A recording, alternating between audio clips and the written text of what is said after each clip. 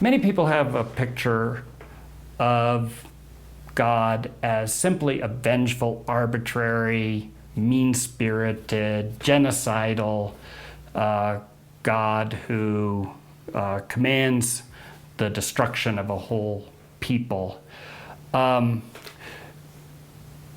it's, as you read the scriptures, I mean, it is true that in the Old Testament, God does command his people to go and destroy these people. What people often miss, though, is the connection with judgment. It's not an arbitrary, just kind of clean out the Canaanites to make room for the Israelites.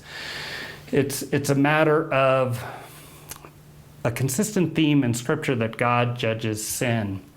And if you go back to Genesis 15, you'll see that as God's talking to Abraham, he says, you can't go up to the promised land yet because the sin of the Amorite is not yet full. In other words, they don't deserve the judgment that they will ultimately get. Now, my point isn't to make this teaching easier. I mean, it's still something I struggle with, but I understand it better in terms of its connection in the whole Bible, because it's kind of like a preview of the final judgment, and it serves as a warning to later generations of what happens to gross immorality, that God does judge it, and it's kind of a precursor to the kind of description you read in the book of Revelation.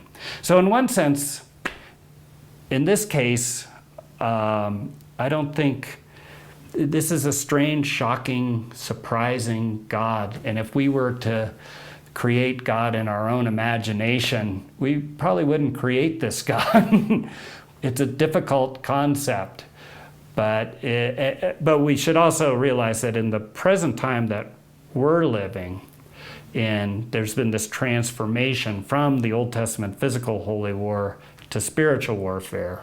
It's not that there's not warfare going on now, but we're directed in the New Testament to understand that it's focused on the powers and principalities, as Paul says in Ephesians 6:10 and following. Put on the whole armor of God, for our battle is not against flesh and blood, but against the powers and principality of heaven. But it's all one connected narrative that culminates at the time of the consummation and the final judgment. And it's God's way of dealing with evil.